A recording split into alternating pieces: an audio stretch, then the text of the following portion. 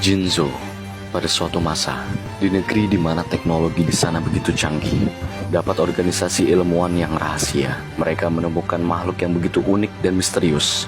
Makhluk itu berbentuk seperti otak manusia. Para ilmuwan itu melakukan serangkaian percobaan dan eksperimen pada makhluk itu. Dan hasil dari penelitian mereka, para ilmuwan menemukan kekuatan yang luar biasa dari makhluk itu. Makhluk itu memiliki kemampuan supernatural cenayang. Para ilmuwan memutuskan untuk menempatkan makhluk itu pada suatu wadah tubuh yang sudah dirancang untuk menampung kekuatan cenayangnya.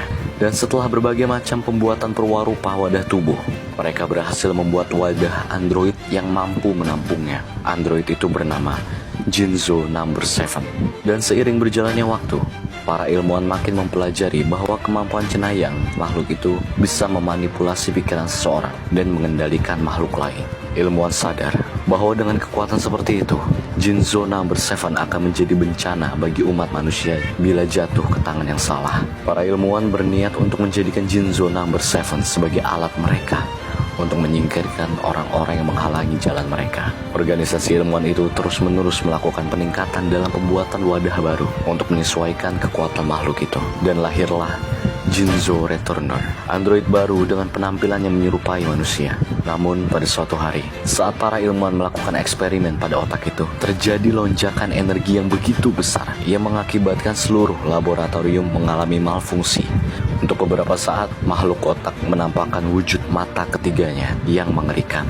Untungnya, para ilmuwan berhasil menanggulangi lonjakan energi itu dan menyelamatkan diri mereka dari kehancuran. Namun, mengetahui bahwa kekuatan otak benar-benar meningkat drastis, para ilmuwan sadar kalau mereka butuh wadah baru yang membuat ilmuwan dapat menjaga kestabilan energi cenayang, mengendalikannya, dan juga untuk menghukumnya jika sewaktu-waktu makhluk ini berbalik menyerang mereka. Mereka membuat wadah baru, Jinzo Jector, sebuah wadah android yang memiliki kemampuan menyegel kekuatan makhluk itu, namun masih tetap dapat menggunakan kekuatannya untuk melayani para ilmuwan. Namun pada titik ini, pikiran Jinzo semakin terbentuk dan bangkit yang membuatnya sadar bahwa keberadaannya hanyalah sebuah bencana dan hanya sekedar alat uji coba bagi para ilmuwan yang selama ini menyiksanya dengan rangkaian percobaan. Kemarahan yang makin menumpuk pada Jinzo membuatnya semakin menambah dendam kepada para ilmuwan. Setelah Jinzo melayani para ilmuwan dan membangun kepercayaan pada mereka yang membuat para ilmuwan membuat wadah android paling mutakhir,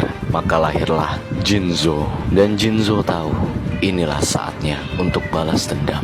Jinzo mulai melawan balik pada para ilmuwan dan mulai menghancurkan lab. Jinzo sadar bahwa para ilmuwan membuat ciptaan-ciptaan lain, yaitu Reflect Bounder dan Fiend Mega Cyber. Alih-alih menghancurkan mereka, Jinzo menggunakan kekuatan cenayangnya untuk mempengaruhi ciptaan ilmuwan lain yang merubah mereka menjadi Psychic Bounder dan Psychic Mega Cyber. Jinzo telah membuat pasukan untuk memberontak pada para ilmuwan.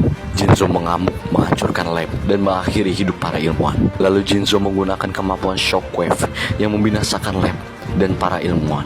Dan dia kini sudah bebas. Kekuatannya pun tak mengenal batas. Jinzo akan memulai perjalanannya dalam pencarian jati diri. Dia memakai perangkat amplifier untuk meningkatkan kemampuannya, membuatnya memiliki kemampuan kosmos. Ia menggunakan kemampuan kosmos dan mengalirkannya pada energi tubuhnya yang membuatnya membuka kekuatan Third Eye secara permanen dan membuatnya berevolusi menjadi Jinzo Lord. Itulah kisah kebangkitan Jinzo yang legendaris.